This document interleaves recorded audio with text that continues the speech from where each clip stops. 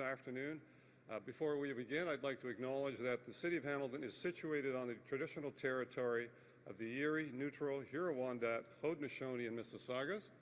This land is covered by the Dish with One Spoon Wampum Belt Covenant, which was an agreement between the Haudenosaunee and Anishinaabe to share and care for the resources around the Great Lakes. We further acknowledge that this land is covered by the Between the Lakes Purchase, 1792, between the Crown and the Mississaugas of the Credit of the First Nation. So on behalf of the City of Hamilton, I'd like to welcome Premier Ford back to Hamilton alongside our Member of Parliament, Donna Skelly, in advance of opening a large-scale COVID-19 vaccination clinic right here at the First Ontario Centre. Beginning on Monday, March the 22nd, the First Ontario Centre Clinic will expand our local vaccination program. At its capacity, this clinic can administer approximately 3,000 vaccines per day, and under the steadfast management of Hamilton's Public Health Services in partnership with St. Joseph's Healthcare Hamilton, the Hamilton Health Sciences, the primary care physicians, and the Hamilton Paramedic Services, this clinic plays an important role in our fight against COVID-19. I'd also like to thank Global Spectrum for their cooperation and collaboration on making this happen. This is a facility managed by Global Spectrum, and certainly their help and collaboration has also made it very possible. We are pleased that the Ontario government is here today, recognizing the hard work and dedication of our public health teams. Under the leadership of Dr. Elizabeth Richardson, just recently designated a Distinguished Woman of the Year right here in Hamilton. Very deserving a designation for sure, and we're very proud of the work she's doing and has done and continues to do. Having said that, with the constraints of the vaccine supply, our teams continue to make great progress in vaccinating residents as per the provincial rollout plan. So as of this morning, 62,619 doses of the vaccine have been administered in the City of Hamilton. And we know people are eager to get vaccinated, and that's why we're doing additional clinics throughout our community. Our commitment, and I'm sure the province's commitment, is to getting the vaccine into the arms of as many Hamiltonians as quickly as possible. So we are ready and look forward to receiving more vaccines in the weeks to come. I do want to say and shout out and send my gratitude to the Premier for his unwavering leadership during this pandemic. I can only imagine how challenging it has been for him and his team to try and get a smooth rollout of not only the impacts of our pandemic, but the vaccinations as we roll it out now. And having that all converge all at the same time is no easy task, and I just want to tip my hat to the Premier for a great job under very, very difficult circumstances. So now it's my pleasure to welcome the Premier of Ontario to the podium, Premier Doug Ford. Premier? That's great, and thank you so much, Mayor Eisenberger, for the kind introduction and for everything you're doing here in Hamilton. I'll tell you folks, when I took a look around here, it's impressive. It's absolutely amazing through the Mayor's leadership and Dr. Richardson's leadership and the whole team putting this together. I'd also like to give a shout out to my MPP, Donna Skelly. I can tell the people of Hamilton she's a fierce advocate for Hamilton and an absolute champion at Queen's Park. It's great to be here at First Ontario Centre to see the mass immunization clinic, which will open to the public on Monday. I want to take a minute to recognize some of the incredible people who are making this clinic possible. And it's a really big team all working together, and that's the key word, working together. Jeanette Smith, Dr. Elizabeth Richardson, and by the way, congratulations on being the Woman of the Year, Paul Johnson and Michelle Baird, plus everyone at the Hamilton Public Health Services, St. Joseph's Healthcare, and Hamilton Health Services, and all of the volunteers who will staff this clinic. Thanks to each and every one of you. While we count down to the opening of this clinic, I'm pleased to report that our public response to our vaccine rollout has been absolutely enormous. On the day it launched, Ontario's vaccine portal set up over, and this is pretty staggering. You know, you get a couple bumps in the road on the first day, but just think of this. Over 133,000 appointments province-wide for those 80 plus. 9,000 appointments right here in Hamilton alone. We continue to book new appointments, and today we have over 225,000 vaccine appointments booked through the provincial booking system. Let me just put that into perspective. That's just the provincial booking system. As I met with the general this morning, he told me close to 400,000 appointments have been booked. So thank you to all the great folks doing that. Thank you to everyone who has signed up and to everyone else for being patient until it comes your turn. At full capacity, this clinic here will administer 3,000 vaccines a day. And we're on our way to being able to administer 150,000 doses per day across the province. And that's just the beginning, my friends. But as I keep saying, that all depends on one thing: the supply of vaccines. As you can see behind me, the infrastructure is in place, and we're ready. Thanks to the drive and determination of Team Ontario, our capacity to administer vaccines is steadily increasing as we open up new mass immunization sites, ramp up our pharmacies, get doses into doctors' offices, and activate our mobile clinics. Because of these efforts, we're making tremendous progress. In fact, as of last night, nearly 50% of all residents aged 80 or older have now received at least their first dose. That's just absolutely remarkable, but we can do much more. We have the ability to administer over 4.8 million doses per month, and again, that's a conservative figure, but in March, we've only received enough supply to do just over 1.6 million. Clearly, this math doesn't add up. We need the federal government to step up and ensure we get enough doses to fulfill our ability to deliver. In the meantime, I encourage Ontarians 80 years and over to book a vaccine appointment. Visit ontario.ca/bookvaccine or call 1-888-999-6488. That's 1-888-999-6488. And I'm going to go back to this call center. They've done an incredible job. I want to thank all 2,200 operators, and the wait time the last 24 hours, they told me, is less than a minute. So they're pumping it out, and I'm going to put it into perspective again. With California has 40 million people, they have 1,000 operators. Quebec has 8.5 million people, they have 600 operators. Ontario, 15 million people, 2,200 operators. So they're doing a great job. They have a relative or a friend. If you could assist them to make an appointment, it'd be greatly appreciated. Folks, this light at the end of the tunnel is getting brighter every single day, thanks to our great work from our mayors, regions across the province, the public health units, and I got to give a shout out to the paramedics, all the hospitals, the docs and the nurses. You're the champions. So thank you, and God bless the people of Ontario. Now I'll pass it over to MPP Kelly.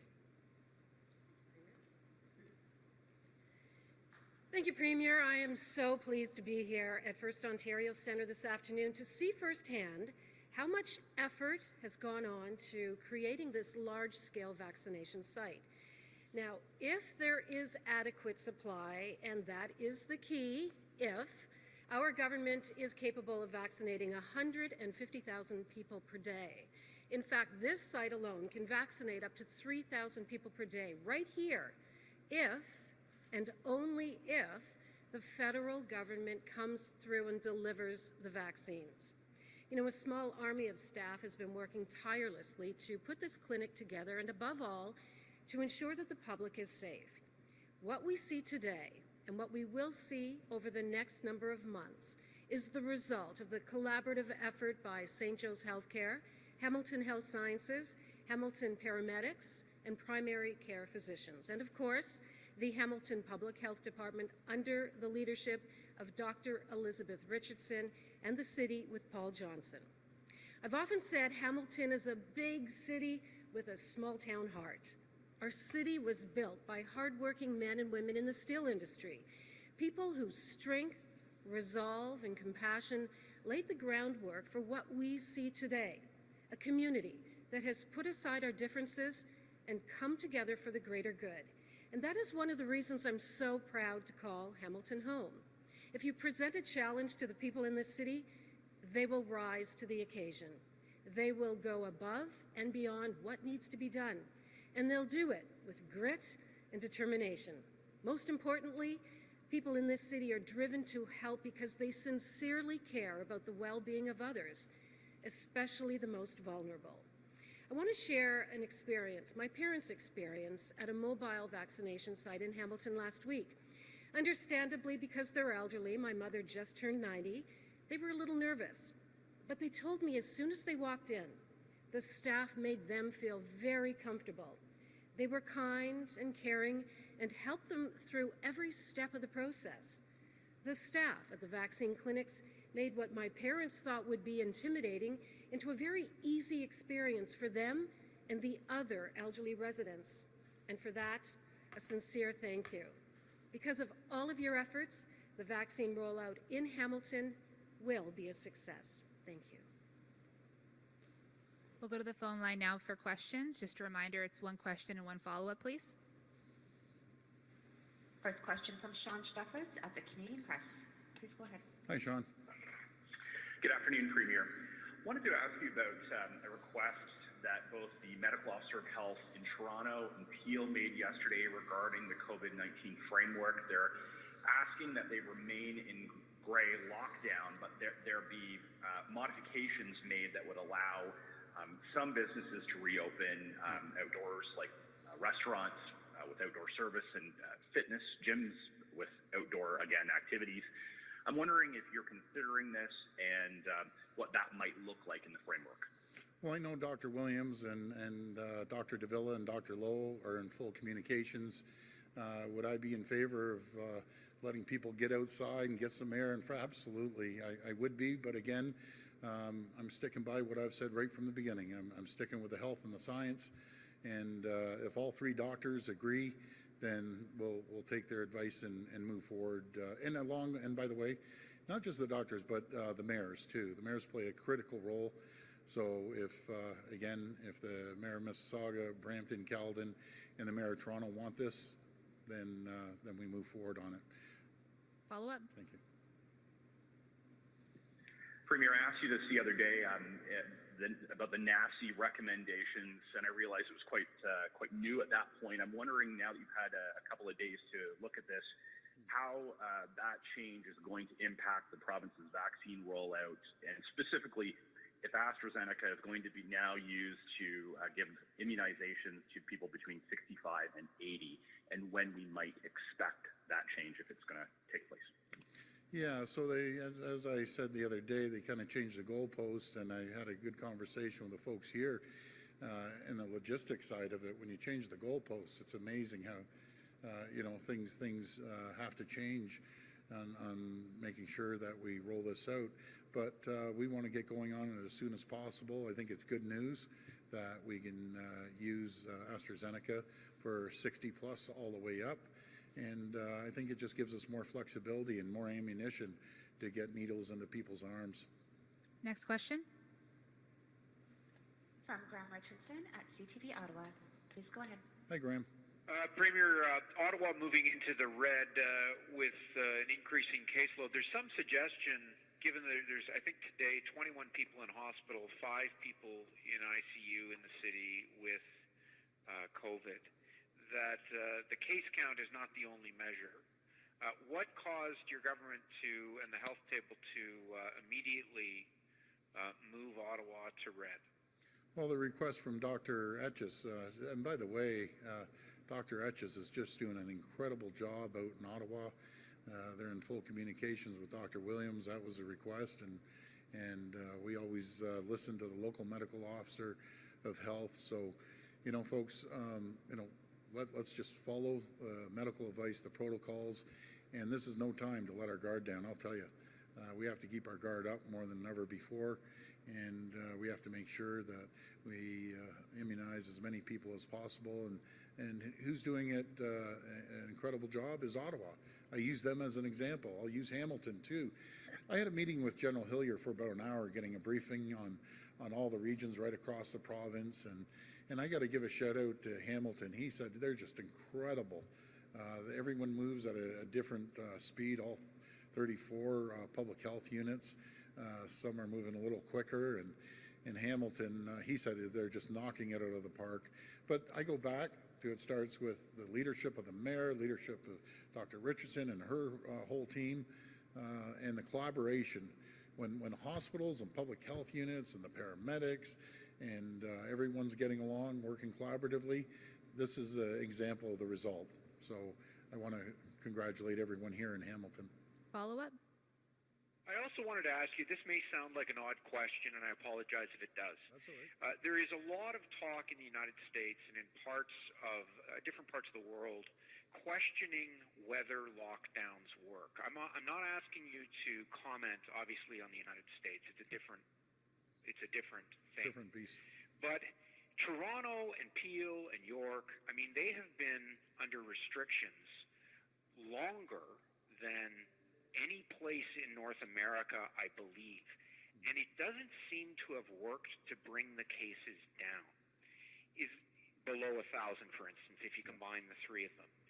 Have you considered, has your government considered whether, and I'm not saying this is the case, whether lockdowns actually work, or are they more harmful than they are worth? Yeah, Graham, good question. You could look at it both sides. I've always taken the advice of the health and science when it comes to this, and we saw our numbers really climb up there to a certain point. And when we did the lockdown, they seem to come down. But again, it depends on what view you take. Some people may think it's okay just to open it wide open and, you know, every man, woman, and child for themselves. I don't believe that. I believe we have to be super cautious. And I've heard stories that a lot of people haven't heard. You know, I've heard of younger people getting COVID and just changing their lives. Some passed away, unfortunately. So this is very serious. We need to continue following the protocols. And as we open up very, very slowly, with the advice of the medical officer, local medical officers, chief medical officer, I think that's the right way to go. The more people we can get immunized, I think the better it is. But I've heard some people say, you know, it's a race against the virus versus immunization. The virus wins every single time, folks. Every single time. You know, it goes at a faster pace than we can immunize. But in saying that, we're giving it everything we can. The more vaccines we get, the more people will be vaccinated, the more or less people will be at risk. And we've seen it in long-term care. You know, we have a vast majority of people with their double doses in long-term care done. We're working on seniors residents, and the drop of mortality has been drastic. You know, you see one or two, and as far as I'm concerned, one or two are too many. Some days are zero. So let's just keep moving forward. But folks, it's up to everyone, myself, all of Ontarians, to follow the protocols. The quicker we get through this, the better it's going to be. Next question. From Joanna Spetich at Hamilton Spectator. Please go ahead. Hi, Joanna. Hi, thanks so much for taking my question today. Premier, Hamilton is seeing what our medical officer of health has called concerning trends in our COVID numbers. Are you considering a lockdown here, and what would trigger that? Well, I would, again, I go always back to the medical officer, the local medical officer's advice with communicating with Dr. Williams, and then I'll take their advice and we act on that. And I've always said from day one, I've been so fortunate to have some of the greatest medical minds here in the province. I consider them the best in the world, and I'll never waver from listening to them. They understand. They understand both sides. You know, I've heard some comments out there that, you know, some medical officers will lock us down for another year.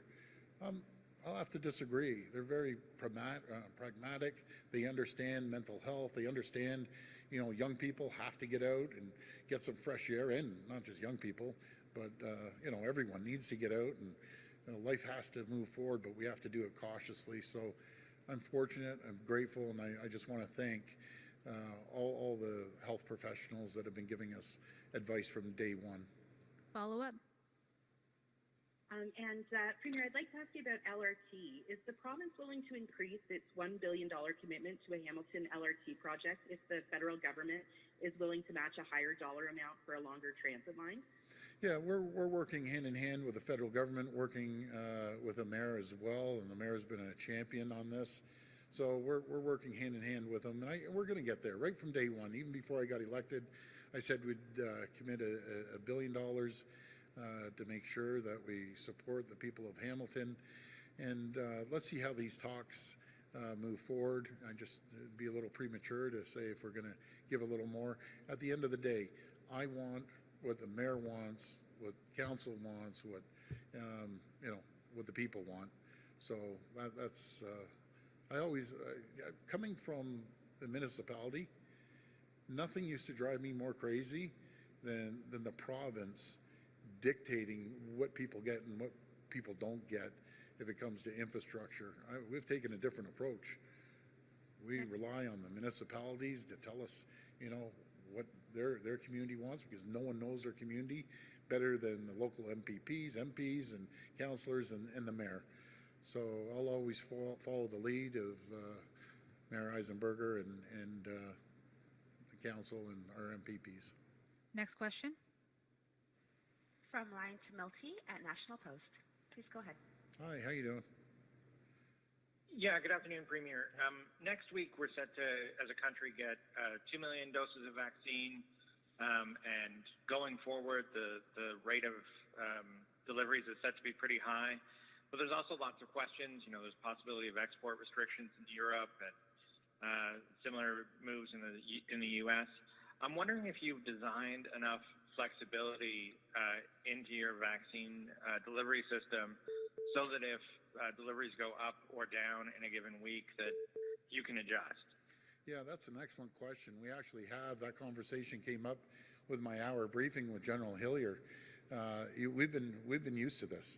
At the beginning in February we were getting it, we'd boost things up, and all of a sudden we found out we weren't getting as much, so we had to bring it back down.